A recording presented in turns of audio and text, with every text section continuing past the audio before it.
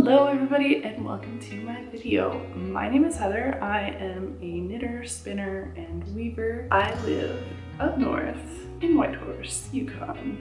You can find me on Instagram as Northward Knitter. This is my first video. I wanted to create something where I could show you my finished objects, what I'm working on, all those bits and bobs. Usually I'm on Instagram, but I find that don't really talk too much about what I'm knitting, so I wanted to do a little bit of a longer form about what I'm up to. So thank you for tuning in. I am looking out my beautiful window right now at a cloudy sky. I don't think it's summer up here anymore. I just moved up here in February after spending a bunch of time up here for work. I finally made the move. And it's been interesting to see how different the seasons are.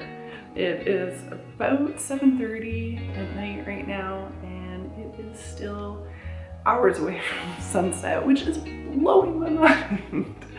My favorite time of year is middle of summer, when during the longest day of the year, and I just love how late it stays light.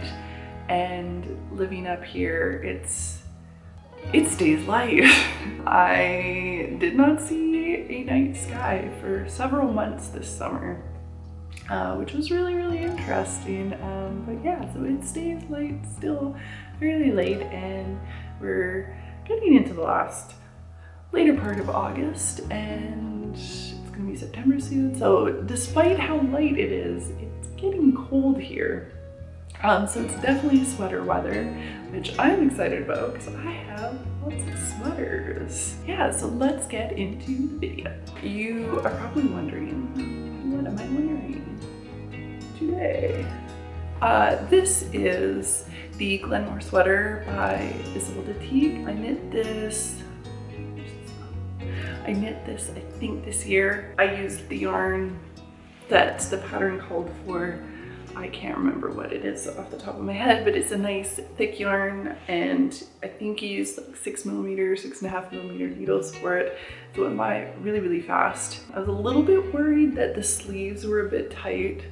When I was knitting the sleeves, I tried it on and they were just really tight. I was like, this is not gonna be comfortable. And I was this close to ripping out the whole thing and just restarting. And then I was like, no, wait, I'm gonna block this sleeve. And I am going to figure out what my actual gauge is.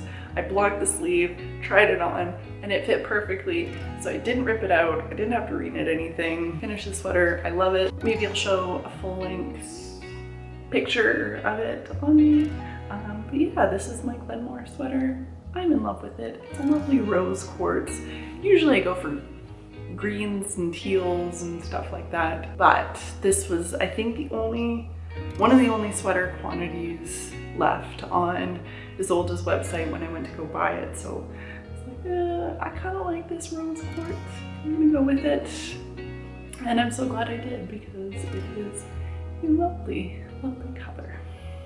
So let's get into finished objects. The first object that I have finished is my No Frills sweater by Petite knits. This one I started probably about 4 or 5 years ago, and this is it. So it's a full-length sweater with full-length sleeves, although it didn't start out that way.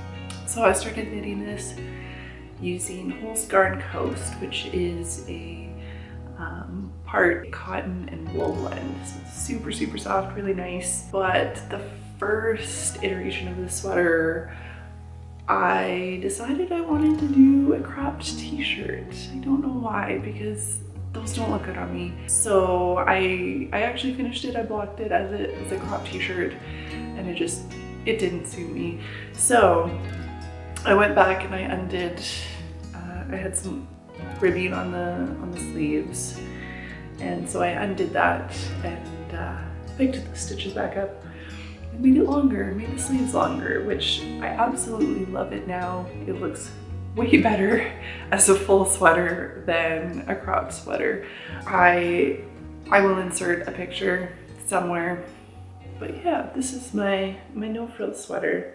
by Petite knits. So I used Holst Garn Coast for this one because I got my hands on a cone. Usually Holst Garn comes in 50-gram cakes, and they also sell them in cones. So it was about $45 for a cone. I'm not sure how much actually comes on it, but it was enough I was able to make 2 sweaters. So I did the Igawa sweater held single, and then I also had enough to do this sweater held double. If you can get your hands on a cone with Holst Garn, I totally recommend it. They have it. I've gotten one for Coast, and then they're 100% wool as well. I've gotten a cone of that before. Yeah, highly recommend doing that. One thing that I didn't really follow with this sweater is on the ribbing. I think you can kind of see, didn't go down a needle size for any of the ribbing, which I never did that in the past, and I don't usually do that, but that's one regret, that I kind of wish that I had gone down a needle size and just kind of made it look a little bit nicer. But other than that, it's a fairly simple pattern. There's some short rows around the collar of it that I like, so it kind of brings it in a little bit and brings the back up. I'm not sure if there's any shaping in the body. I didn't add any shaping in the body. I just kind of knit straight and then did some ribbing, cast off. Yeah, so that is my no frills sweater. Next finished object I have is a spinning project. This is some beautiful Corriedale 3-ply that I just finished spinning. I got the fiber from Pineapple Yarns. So you can find her on Instagram as Pineapple Yarn. She's got some really beautiful braids on there, really bright colors. This one is in the colorway Peachy Day. So it's really nice pinks and greens.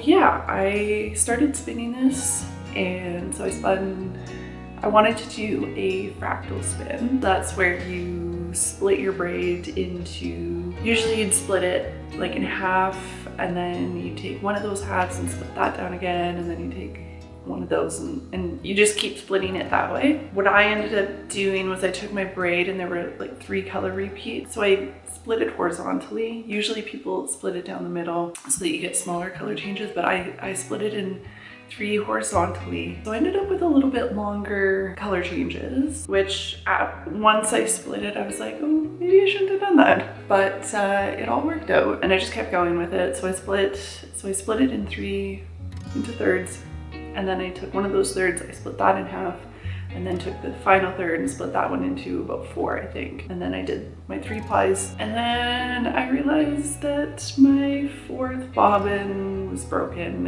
that I couldn't ply them together. So I ended up going out to work for 5 weeks and then coming back, and when I came back, I fixed my bobbin, and then I was able to ply it, and then there it is. So it's, I think, about 175 meters.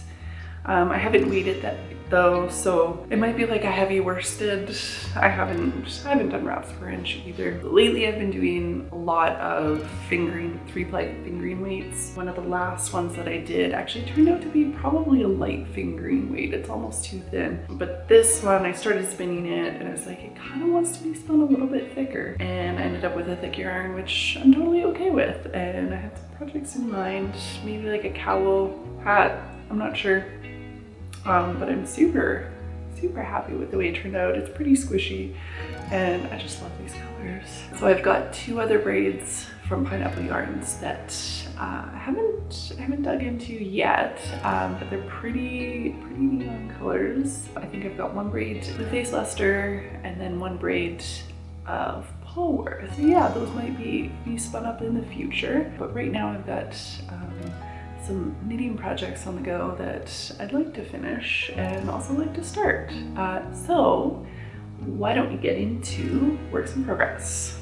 So the first work in progress that I have to show you guys is these are a pair of socks that I've been working on from my handspun. These are the ones that I think it turned out to be a light fingering weight yarn. I did do it as a 3-ply, but I did spin the plies pretty thin, so these are the start of my toe up socks. You can kind of see I tried to do kind of a fractal spin without really knowing what a fractal spin was with this yarn.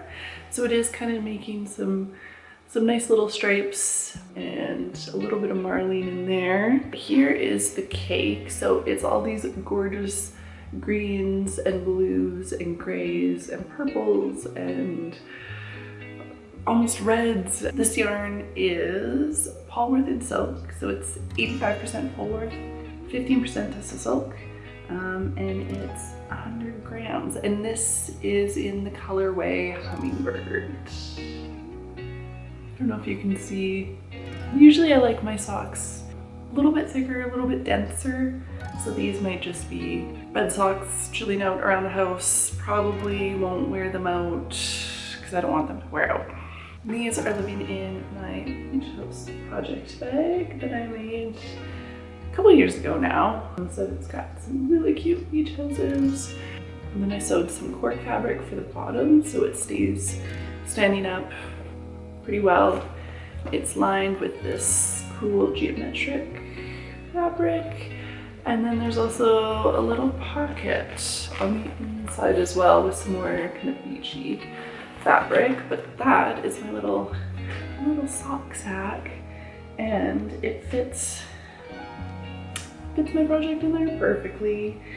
And then to keep my sock all secure while I'm not knitting on it, I've got this cool little DPN holder that I've made out of some leather. It's a wax leather, so you can kind of see it looks a little bit distressed there. So it's this turquoise leather, the layer wax on it, and then the wax gradually gets rubbed off. So then it has this kind of cool wear pattern. So it's just this little DPN holder. They've got these little, I put these little holes in it, these little fasteners, and then it just keeps your DPN project secure. That all just lives in my project bag. That is work in progress number 1. Work in progress number 2. I've been working on this for a little while now. Lately I've been on a kind of a vanilla knitting kick. I like just kind of plain, nothing too fancy. Earlier this year I got some wool and bandies wool from Knit Picks in Lake Ice Heather, as well as this wonderful book. This is Knitting Workshop by Elizabeth Zimmermann. Here is my sweater. I've got the body, 2 sleeves, and I've just joined up the sleeves, and I'm just about ready to do some shaping for the yoke. This is the one I'm doing. So it's got different ways. There's a bunch of different ways to do the sleeves. And then she also has different instructions to do the top. So I am doing the Raglan, and I think I've picked out this design to do for the Raglan shaping. So far I love this pattern because you have to do a gauge swatch, which I don't like doing gauge swatches. Gauge swatches lie. I don't always do them, but for this one you definitely need it because you need to know your gauge to know how many stitches to cast on for your body. And then once you know like your chest measurement, then from there you can figure out all the other measurements you need for like the sleeves and all of that. One thing to keep in mind is that very large sizes, very small sizes, sometimes using that system for like the sleeves and the cuffs, it's probably going to be a little bit off. So there's a little bit of experimentation that you have to do when you're using it. I started the sleeves like several times because I wasn't sure how I wanted to do them, but I figured it out. I did a little bit of a blouse, so I did a bunch of increases at the wrist, and then I didn't actually start my sleeve increases, the rest of the sleeve increases until about the elbow. The other thing I'm doing with this sweater is I'm doing the phony seam, so up both the sleeves and then down the sides of the body. There's this column of stitches, so you drop it down and then you pick them back up in a certain order, and that kind of creates this phony seam that it actually kind of makes it lay flat, like it's a natural place for it to fold. So that's one thing I don't usually do in in seamless constructions, but I thought I'd try this time to maybe add a little bit of structure to an otherwise structureless garment. But yes, that is my Elizabeth Zimmermann sweater. I'm gonna do the decreases for the yoke and then some short rows around the collar, and it'll be done. I'm very excited about that one. I've knit a sweater before using the EPS, Elizabeth's percentage system, and it worked out really well. My sweater ended up fitting really well because it's based on your measurements. It is a little bit more work than just doing a pattern, but it's a more custom fit sweater, which I really like. So that is my other work in progress. Future projects. I recently acquired some yarn. I was watching my guilty pleasure TV show, Virgin River, on Netflix, and in one of the episodes, I think it's episode 4, she has this really nice cardigan. It's this white, cozy looking thing, and I saw it and I was like, I need a cozy cardigan. And I don't have any cardigans that I've knit. I tend to just knit sweaters, but I want something that I can layer. And so I saw this one and I was like, I need something like that. So I went out to the yarn store to see kind of what they had for yarn. Didn't have a pattern in mind, so I couldn't really pick up yarn.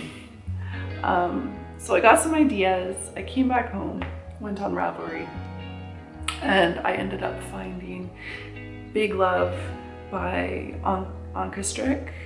And it's not the same cardigan that was on the show, but it kind of gives me those vibes and I really like it. So I went back to the yarn store the next day and I was like, okay, here's my pattern, what do you have?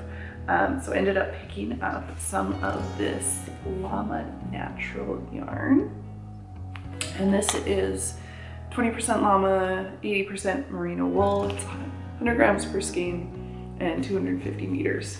I ended up getting 6 of these so that I could do a lovely cardigan. But I went back and looked at the episode and I kind of looked at the cardigan more clearly, and I really don't know how it was constructed, like at all. Because it's fisherman rib. It comes up straight, like on the front panels, but it kind of bunches up for the collar and it joins the back of the neck, the collar part of it.